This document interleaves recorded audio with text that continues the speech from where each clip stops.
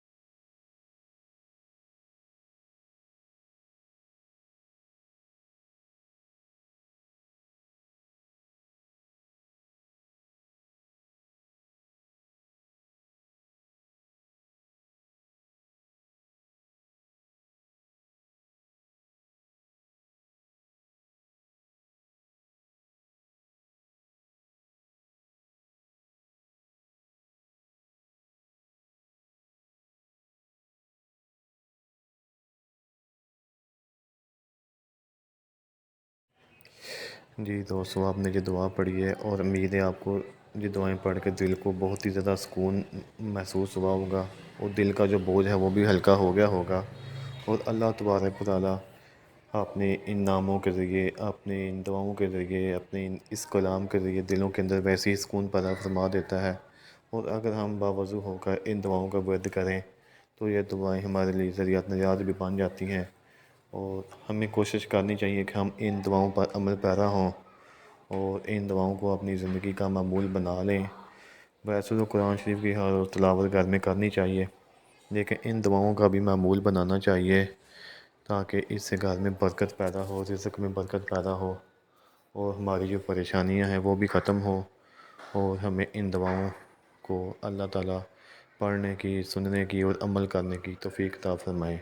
اور ہماری اس چینل کو اگر آپ نے سبسکرائب نہیں کیا تو سبسکرائب کر لیں تاکہ آنے والی نئی دعائیں، نئی ویڈیوز آپ تک ان کا نوٹیفیکیشن پہنچ جائے اور آپ ان کو دیکھ سکیں۔ جب بہت ہی اچھی دعائیں ہیں، مجرب دعائیں ہیں، اور آپ ان کا ورد روزانہ کی بنیاد پر کر سکتے ہیں۔ رات کو سونے والی بھی دعائیں ہیں، صبح اٹھنے والی بھی ہیں، پورے دن کے لیے بھی ہیں، اور ہر پریشانی کے لیے ہیں، اور اللہ تعالیٰ نے ہر پریشانی کا حل قرآن شریف میں رکھ دیا ہے، اور ہمیں اس پر عمل کرنا چاہیے۔ آمین ثم آمین۔